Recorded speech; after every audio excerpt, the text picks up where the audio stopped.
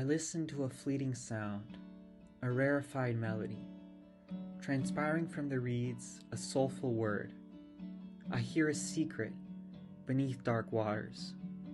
Reaching the surface, it is confided to me in the flourishes of bright leaves. Now returning, words into a verse, I wonder what mysteries lie beyond the inner sanctum where I breathe my song. Glimpsing budding flowers, I conceive a wistful thought, and I wonder how our imagination can blossom and nourish our understanding. I feel a distance, out of fascination with what I see, and I marvel at nature's delicate creations, only observing, then returning me to myself, free.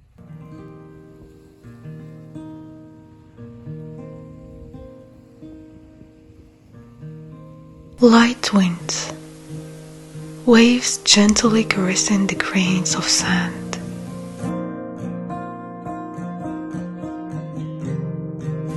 The sun's disk smiles at us from afar, its cheeks flushed with shyness at our lingering gaze.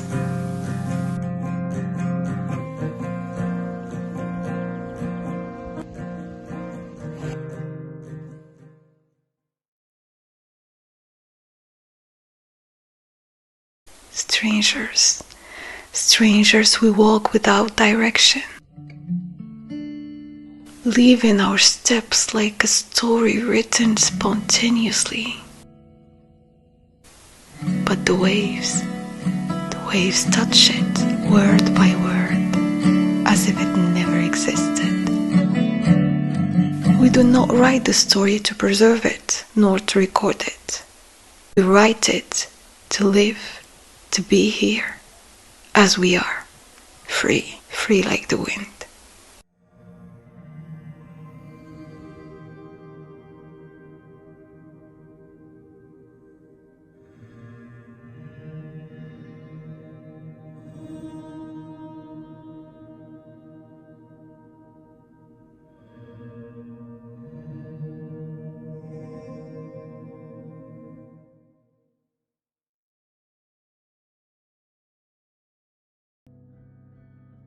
Through a window, an onlooker at an empty street, gleaning what I can from the surrounding scene.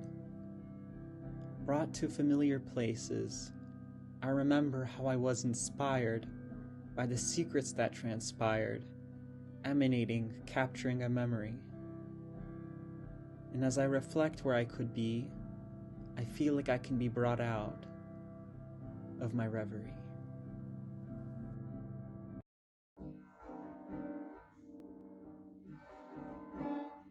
To cross the borders of what is whispered unto you, to write what you wish, as you wish.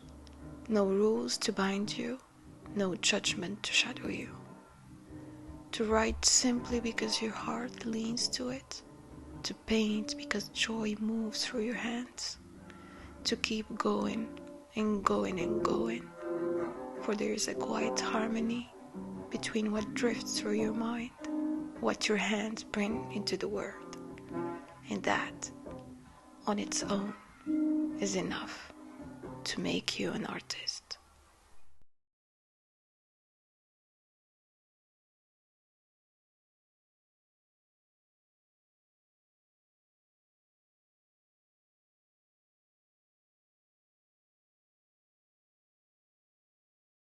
The reflection. I truly wished to write this without casting my own shadow upon the page. I longed for a voice that was general, objective, detached from the burden of personal experience. I have a dream of something I want to believe, something that can release me from what I already know, something that can allow me to be free from the present moment. Yet, the moment I begin, I find myself returning to the self, to what I see, what I feel, what I think. Perhaps because authenticity in its essence cannot be severed from the soul. How can we speak of truth while standing outside the very being we strive to become? Presence. I thought I knew all along. I just couldn't see the connections or the source, the outline of a world That is all that appears to me now. The mask. We hear it often, that famous phrase, be yourself. At first glance, it seems intuitive, easy, perhaps even worn down to a cliché. It falls from the mouth of life coaches, therapists, and even friends who may not grasp its weight. But is it truly so simple? Do we actually exist as ourselves, or do we unknowingly wear masks drifting along with the currents of what is deemed normal, correct, or accepted? I try to be here, focus on the present. But now there are things I cannot know, something that shatters my world. The divergence. To speak of authenticity is not a linguistic luxury, nor a poetic caption for public consumption. It's an existential question. Its content is missing. Its context is there, but it's outside me. Sometimes there is a window into my present need. Yes, all my experiences and the things around me shape my perception. Beyond that, I extend my reach outward. How does one remain true in a world that mass-produces molds and rewards compliance over inner truth? Are we truly alike? Perceptions. I've gone beyond this point. The world reveals itself to me in a new way. Something here, I believe, is entirely different. The answer is deep in its simplicity. Of course not. Identities are not ready-made garments. Our roots, our genes, our scars, our stories, they make it impossible to be copies. The pursuit of total sameness is a source of anxiety. To view difference as a threat or a failure to fit in is the real danger. I believe that this environment has some influence on you, that my perception is true within some degree of certainty, but I've brought myself to another place. The vow.